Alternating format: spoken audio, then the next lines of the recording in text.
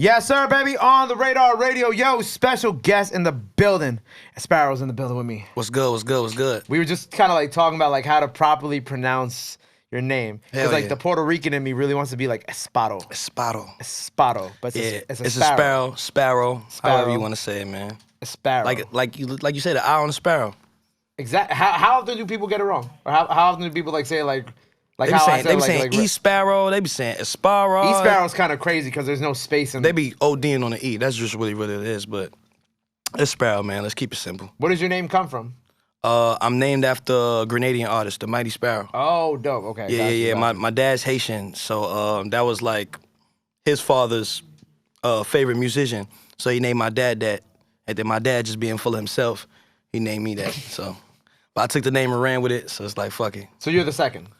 I'm the first now, and then. Well, now you're the first. Yeah, now you're definitely now you're the first now. I'm the first now. That's interesting. It's not too many times that I get artists who are like who their artist name is like directly from like their actual name. Normally it's just something completely like. Oh yeah. It's so crazy because I know people that's like over 5-6 years. They just now finding out that it's my biological name. They thinking that I'm really came up with this shit or somewhere else. Nah, bro, it's my actual Esparo. Maybe it's because you don't do a lot of interviews too. Yeah. That too. That too. Yeah. Like when I was like looking up for, I don't think I really saw any interviews that you had done.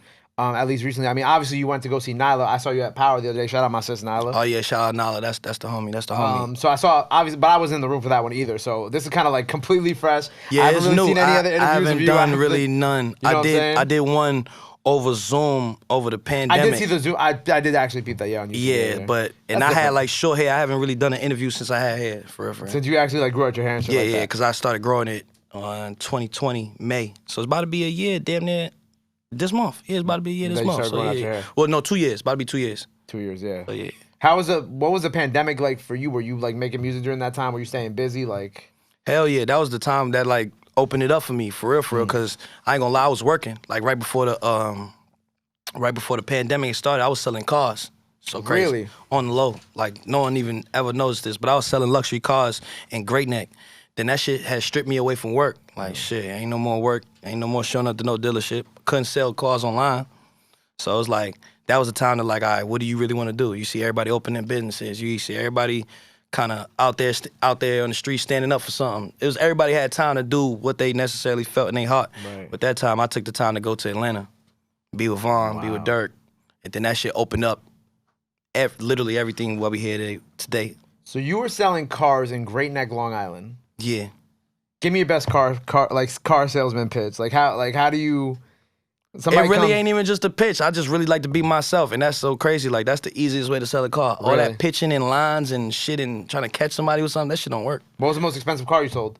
X7. Nice. Yeah, X7. I sold that. I sold a few Maseratis, but those Maseratis wasn't too high prices. But I know the highest for sure was the X7. Cheapest car you sold?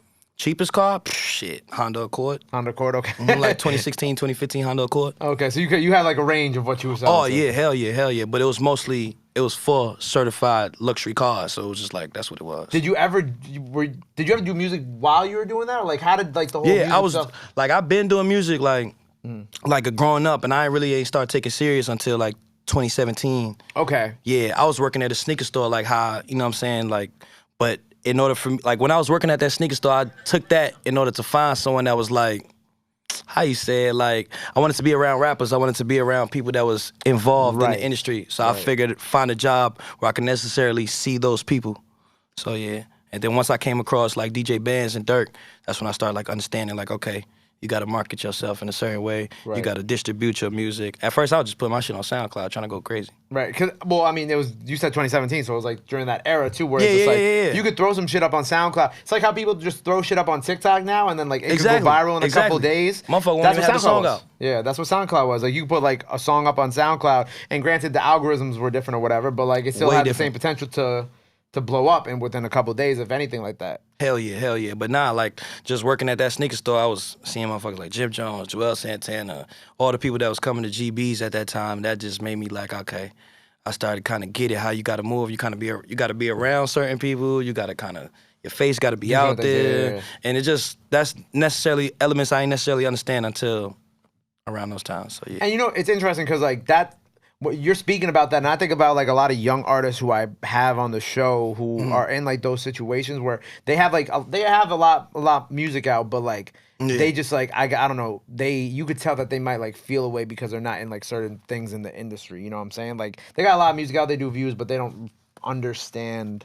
Oh, like being in certain rooms and being in certain the rooms, knowing certain people, like you know what I'm saying. Sometimes that shit take you to where you gotta be, cause it's like okay, we got Esparo. We like Esparo's music. Right. Do we like Esparo as the person? Like, you know what I'm saying? Do we like what Sparrow do during the day? What the fuck does Sparrow do during the day? It's like, for real, like, sometimes I'm in love with the artist more than I'm in, like, I ain't gonna lie, like a nigga like Gunna. Like, I love Gunna music, but I love who Gunna is. Gunna's a nigga that's gonna have a trend damn near every motherfucking week. He damn near gonna wear something that you gonna probably question, but it's gonna be hard. Like it's so many things. He gonna go viral for it. But then at the same time, he gonna be in the room with Drake, Future, and he bumping shoulders with the little babies. It's like all of that shit plays part into the music. Like we already know the music is good, but you gotta have the other elements around you. Even a nigga like from New York, Pop Smoke. Like you could sound like Pop Smoke, you could talk like Pop Smoke, you could dress like Pop Smoke, you could look like Pop Smoke. It's all elements of being a superstar. And then there's certain people you gotta be around to be Pop Smoke too. So it's like you gotta have like a certain energy, cause like it's to add to your Gunna thing. It's like I remember when Gunna like wore those boots with like the shorts, right? Hell but then yeah. like that influenced like Rihanna had like a similar fit on it, and Rihanna was like, oh, influenced by Gunna. It's like okay, like yeah, you clowning Gunna for how he's dressing, but now Rihanna's dressing because of him, and it's like okay, you know. And then boom, his ass just follow up with a whole album that's just like. Now we got Straight motherfuckers heat. in this bitch pushing P. We got motherfuckers that ain't never pushed nothing in the world saying they pushing P now. Right. So it's like, I think people just fail to realize that there is more than just putting out the music. Definitely, you know what I'm saying? Definitely. Like you mentioned Pop. Pop had the personality. Pop had the energy. The energy, the You know what I'm dances. And then the certain motherfuckers he was around that was supporting him. It was ridiculous. That was a young nigga from New York, already around the Travis Scotts and the Quavos and the... That's what we working to get around. In a couple months too. Not literally, even like that's that what we long, working to do. Like that's what we working to do. It take 10 years to get around those certain people. Like that dude was doing it like this, like this, like this. That's why he's still one of the top stream motherfuckers right now. Right. Yeah. It's just it's tough because like I feel like when you're so young and you're making music, right? You think you're like, okay, I'm putting out the music. Why aren't certain things happening for me? You don't really think about those other aspects of like the industry or even yourself. You know what I'm saying? Literally. You think like the music is supposed to be what's taking you there, but then you got to realize that like you got to actually be a person too. You actually got to you got to work on yourself along with the music to become someone that people would admire and people want to fuck with. You know what I'm saying? Because if you come off a certain way, people ain't gonna want to fuck with you. But like you know, like you said, but like if you meet Gunna, right? Gunna mad cool. Y'all just start chopping up about fashion. It's like, oh, I like him, and it's gonna make you more of a fan of him. Like damn, he knows so much about clothes, but we really know him for the music. Right. He's so much interested in anything else, but we know him for the music. So it's just many elements of just being that star that you're trying to be. Yeah. It's like I had Chloe Bailey on my show the other day, right? And like, I mean, we all know Chloe Bailey's an incredible talent. We all know she's a great person. Hard. But when I meet her and when I got to talk to her one-on-one for the first time, I'm like, wow, she's just a really nice person. Yeah, definitely. I've seen a lot about her. Like, and it made me want to fuck with her more. So that's when you bring that up, I think about that shit too, because I'm like, yeah, it really does matter how you act and how you also work on yourself and other things outside the music, because all that other shit outside of just putting out records is just as important as putting out the record itself. For sure, definitely. So you talked about how you, in the pandemic, during that time, you ended up going to Atlanta with Durk and Von, right? Yeah. So how do you first make the connection with OTF? How do you first meet those guys? So yeah, like I was saying, when I got that sneaker job at GB's, so randomly how the world works, Sean Kingston was in there, and his DJ was on the phone with DJ Benz. Okay. I'm helping them out. I'm giving them free shit because that's my job, what I got to do. He ended up talking to Benz, and then Benz was like, shit, we got Breakfast Club tomorrow. This is when Durk did Breakfast Club in like 2016, while ago. He's like, shit. When he brought Von, was it that one? Nah, he bought Benz with him. This is the one before Von. Before that, okay. So he had came, and I'm thinking like, shit, this is the first rapper that's gonna ever come to my job for me. Usually I'm just the motherfucker that's just helping rappers. Right. When they saying they coming, I necessarily didn't believe it. I got fresh as fuck, spent my whole check on the fucking fit just to make sure I was good for them. When they came, I just like, I really didn't want to tell motherfuckers I rapped. I kind of just told them that like shit, when you're in New York, you need whatever in the motherfucking world. I don't give a fuck, you need a stop sign. I'm gonna bring it for you. And that's just how I feel. And then it started from there. So it's every time they was in New York, okay, let's call E for this, let's call E for that. Just ended up building that bond personally, and then, you know what I'm saying, conversation to conversation, day to day, then it just ended up being like, damn, E, you rap too? And then just, you know what I'm saying? But I always made sure that I was like, kind of built that personal with them first, because they were real genuine guys. Like, they real genuine guys now. Like, shit, they grew me to really who I am now. So it's like, I ain't gonna lie, shout out to DJ Benz and Durk for sure. But that's how I really got around them. Like, just being personal. Then when Vaughn came home, 2018, that was like another person that I necessarily connected with, because that was another person that was like kind of like, he didn't really have that name, but he had that energy and he had the music, what he was trying to do. So when he first started coming to New York, I ain't know him as a rapper. I just knew Vaughn. I was Vaughn for Vaughn. This is before the whole King Vaughn. You got whatever you got going on at home, but when you come to New York, you just a homie. Like, I ain't necessarily know what was going on. But then like that energy, I watched how he took what Durk was doing and kind of like practiced it on his own. And then like, he knew who he was before shit, any of us knew who the fuck he was. Like, he showed it, like, off the record and on the record. Like, Vaughn in the studio, he bouncing off the walls. Vaughn outside the studio, motherfucker, he showing you energy. Nigga, I'm this, I'm that, I'm this, what's up, I'm that. I'm broke, but I'm the nigga, and, you know? That's just the energy. I was like, damn, I need to have that energy. I need to make sure that I, like, showing myself, I'm sure about myself. Because at first, it's like, it's one thing you rapper, but you gotta have that energy, bro. You gotta make... Definitely. It's like a thin line between, like, bringing that energy and bringing too arrogant or cocky, but, like... But, yeah, but that's my way of getting around them, just working in that sneaker store. That's, like, one of my last jobs, bro. Like I said, I've worked probably 2 real jobs in my life. Dope. So then you go to Atlanta, and like, what were you doing in Atlanta? That was when you were just really locking in, focusing on the music? I went out there. I left all my shit at my uncle's house. He'd been living there for like good 17 years, and I was staying with Vaughn. Wow. That's really what it was. So it was like, okay, Vaughn got this to do at 2 p.m. Durk got something to do at 10 p.m. Durk got something at 5 a.m. So he was like helping them out while also working on the music? I'm going back and forth, because they both was in Atlanta. So it's like, okay, I'm following Durk's schedule, I'm following Vaughn's schedule. By the time I got to Atlanta in 2020, Vaughn is King Vaughn. This is no... Right. He's who he is. He go outside now.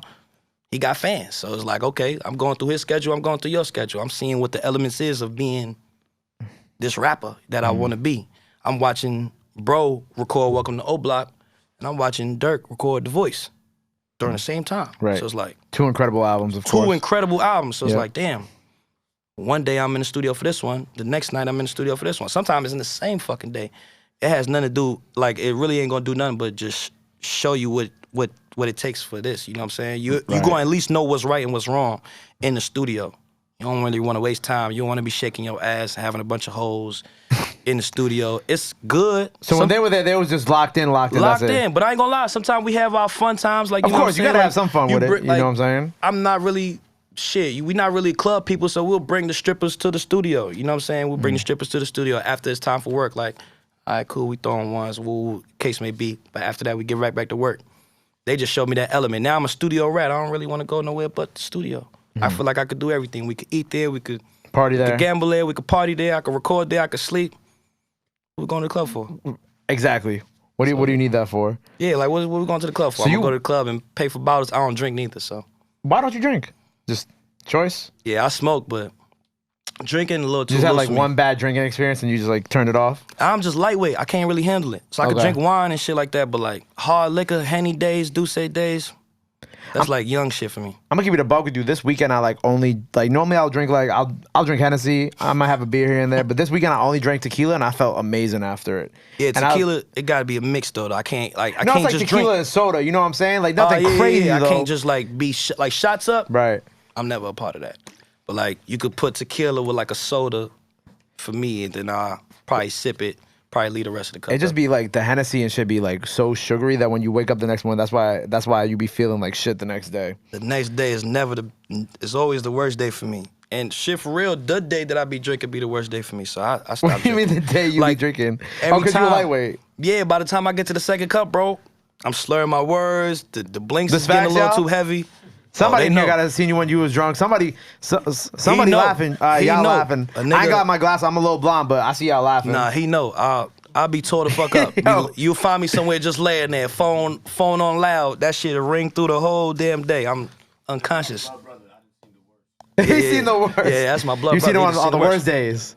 The worst days from where the liquor take you to emotional, to angry, to All type of shit, bro. So you just decided to stop drinking? Yeah, I just smoke, bro. Keep it simple. Have some wine here and there sometimes, maybe? Yeah, for sure. Like, but nothing more than that? Yeah, nah, nothing more than that. Just literally just smoking for me. And like, it's so crazy. When I'm in the A, I'm on backwards crazy. When I'm in New York, it's Papers and Fonto. So, but I smoke. That's really it. Yeah, so in Atlanta, like I'm so interested about. So you were in the studio for the making of all those projects too. Literally. And I'm assuming you were recording some of your projects. Of course, recording my own, like, you know what I'm saying, in the midst of times. Cause like, shit, they'll have the studio booked for 10, 12 hours. It's not necessarily time. They're not recording the whole 10, 12 hours. Right. Times they going out, being on the phone. Time they'll go out and go to the mall. You did some of the Jag project in there too? Yeah. Okay, I did some of the Jag project in Atlanta, but that was before I like necessarily made the step of going there. Okay. I was still bouncing back and forth. Got you. Got you. By the time I got there, I wasn't working on no project. I haven't dropped a project since 2020 right now, but we're gonna drop one this year. But we do have a project on the way. Yeah, we got a project on the way. Executively produced by DJ Bands, so you know what I'm saying. Tough. So you literally keeping it in the family. Oh yeah, everything's in the family. I'm locked in right now with DJ Bands and BS Music. Shout out to the family. You know, of course we got the backing of Smirk. So. Of course, and OTF and shit. And yeah, of course. That's the family regardless. So are you gonna have any of the other guys on that? More than likely. We're gonna see. I got some surprise features. Yeah, some of y'all favorite artists. Y'all gonna see what's up though. Oh shit. Yeah, it's gonna be big. It ain't gonna be no little boy shit. I ain't gonna lie. Ain't no cocky shit. But this will not be no little boy shit. This won't be no little boy. Ain't no dude from this block on my. Nah, it ain't gonna be that. Is there any? I gotta ask too, because I'm sure fans want to know. Is there any like more unreleased like you and Von out there too? Oh, nah. It's crazy. Unfortunately, I don't have any records with Von. But, you know, we'll probably be able to scramble something up and, you know, in the future. Maybe I just gotta work. Happen, I gotta earn my stripes, you know what I'm saying? It's a lot. You gotta do a lot right now to get some Von vocals. Right. There's a lot of Von vocals left. But long live King Von first and foremost.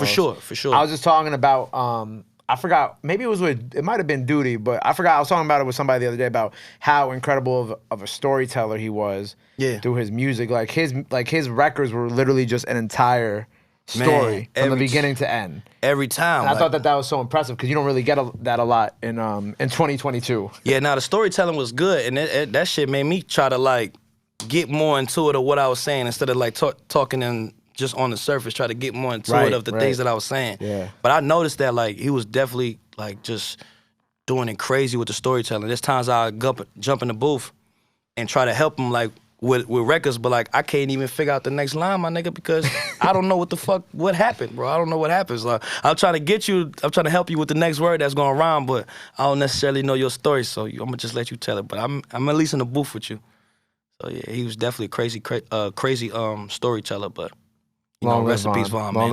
That's my nigga. I ain't gonna lie, bro. That's like really the guy for me. I'm on your ass if I hear your name in his mouth. How did you, I guess, like deal with? Because obviously, you know, we talk about loss and dealing with things like that. How did you, I guess, deal with it during that time? Because it was also so crazy too. Because it's in like this happens. It's in the middle of a pandemic. His album came out. You know what I'm saying? It's like a lot happening all at once. Like, how were you able to?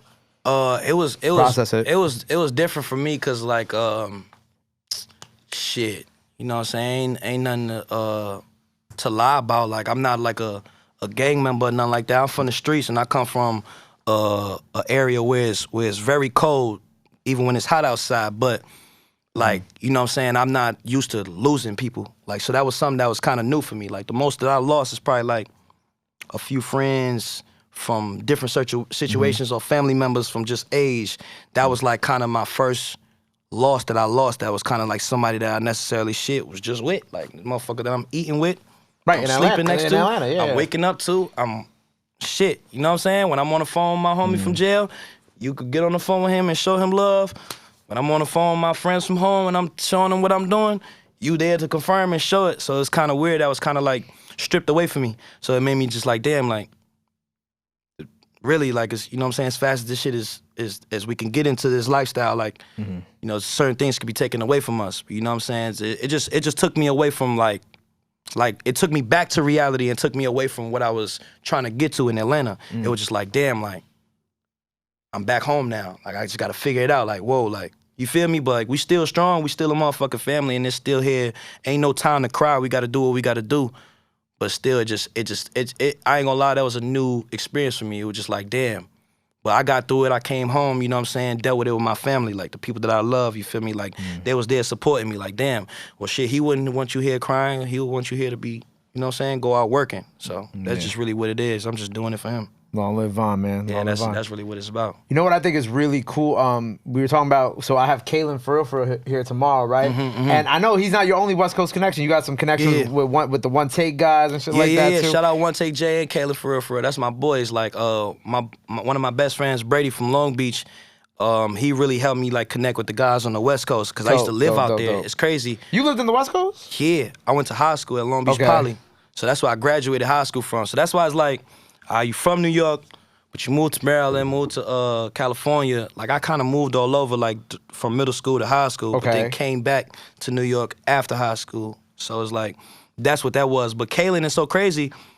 As we're recording Welcome to O Block and The Voice, Kalen's in the same studio. Wow, and this is when Kalen's like just starting to come up too. Yeah, his management isn't through that same studio. Yeah. So it was like, he was in Atlanta at the same time. So that was the way I was like, as I'm coming into the studio, walking out, I'm seeing Kalen. I knew who he was. We ain't necessarily have a personal connection, but it was like, all right, what up, it's love. And then, you know, after time, I think I reached out to him or he reached out to me and we just ended up connecting. Like, yo, when I come out to LA, I'm gonna see if I could get up with you. I ended up coming to LA for some family issues. And then he was like, shit, just come to the studio. We ended up linking. We did like 3 records in the first night. It was like, damn. Nice. Just from there, we built mad chemistry. Right now, we probably got like 10 to 15 songs together. Oh, wow, damn. Yeah, we got mad songs together. I don't know if we're gonna ever put a tape together out. We're gonna see what's up. We probably got call Rock Nation and call bands and see if we can put it together. But shout out to Kalen, that's my nigga. That's tough. I didn't even realize that you had lived out. So you have ties literally everywhere now. Yeah, everywhere. Chicago, the West Coast. I'm a culture baby, and I'm a trend star. And a trend star. I'm a trend star. So what's your situation right now is like, so you're signed to the OTF? Nah, I'm signed to BS Music. Signed to BS Music. Okay, gotcha. Yeah, we still independent. We still going crazy. Tough. Yeah. But you know, I'm OTF regardless. It's the family. That's a part of me and it's never gonna leave me, and that's just what it is. So the project you're working on right now, do we have a name for it yet? Nah, not yet. We got a couple names, but you're still trying to narrow it down. None too crazy. We ain't got nothing like set in stone.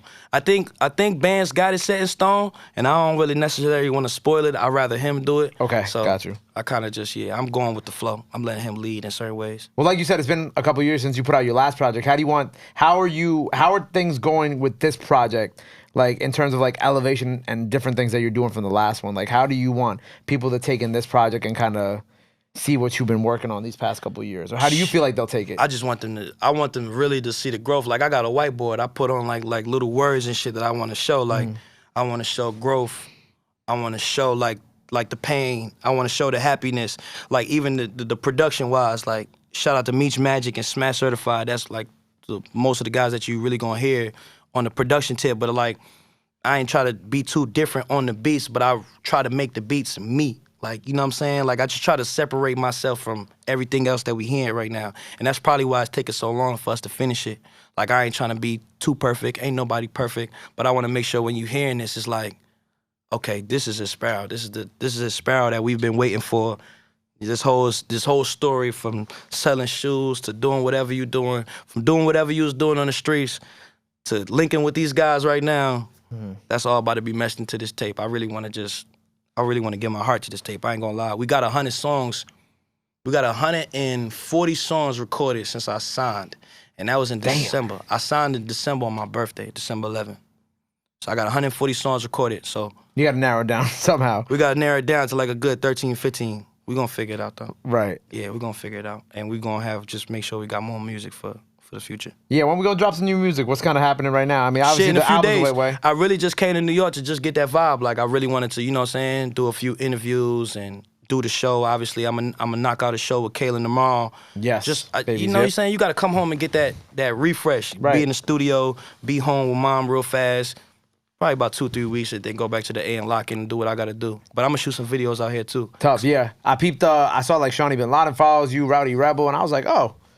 Yeah, strong New York connections. Yeah. Shout out to everybody in New York too. Like you shout know out my guys, and especially Queens too. Like I'm really trying to bring this shit back for Queens. Like we just ain't had no real. Where in Queens you from? I'm from Southside Jamaica, Queens. Okay. Yeah. I used to live off Hillside in Parsons. Oh yeah, I'm from Sufton. So it's like, you know what I'm Big saying? Queens in the building. Nah, for sure, big Queens. And shout out to everybody from Queens that's really trying to put in the work right now. I fuck with everybody. Like, I ain't, you know what I'm saying? I can't really sit here and name names, but I support everybody from Queens. I just want everybody to win. I just feel like right now we got to bring that motion back to where it's something really substantial in Queens. Like, we ain't really got that right now. Bronx, everybody putting up billboards and shit. We got motherfuckers in Brooklyn putting up billboards for years. We need some more plaques in Queens. That's all I'm saying. We definitely need some more plaques in Queens. We need some more plaques in Queens. Motion is one thing, and having clout and doing what you're doing, a couple records is good. Shit, all hats to you, but we need some plaques. I ain't gonna lie. I agree. I agree. Well, I think you definitely gonna be one of the people to help bring us some plaques to Queens. Hell yeah, you know what I'm saying? Queens gonna get the motherfucking money. And shout out all all my other Queens family out there, Shawnee Bin Laden, Boz, everybody doing their thing in all different aspects of hip hop. All right, so we got the project on the way, some new records on the way. By the time you see this, you would have hit that stage with Kaylin. Yeah. What else do people got to be on the lookout for from you? Shit, just be on the lookout for the energy, man. That's all I'm really just trying to do. I'm trying to bring the vibe to everybody. I want everybody to be a motherfucking trend star. I'm gonna show you what it is to be a hooligan. You know what I'm saying? I'm just gonna bring that motherfucking energy on the stage, off the stage, on the song, off the song, man. Just be on the lookout. Be on the lookout for me and DJ Benz, Smash Certified, Meech Magic, and the family, man. We here. That's it. I love it, bro. Before we sign off, let the people know where they can follow you. Anything else that they need to know? This camera right here. This is all you. Go ahead, go follow me on Instagram at Sparrow, Esparo, and Twitter's the same thing with an _ at the end. Let's get it. There you go, man. It's Sparrow on the radar. Go run up the freestyle. It's out by the time y'all seeing this. Go show him some love. Support is free. Love is free. Till next time. Yeah, on the radar. It's on the radar, baby. My guy, appreciate you. Let's get it. Boom.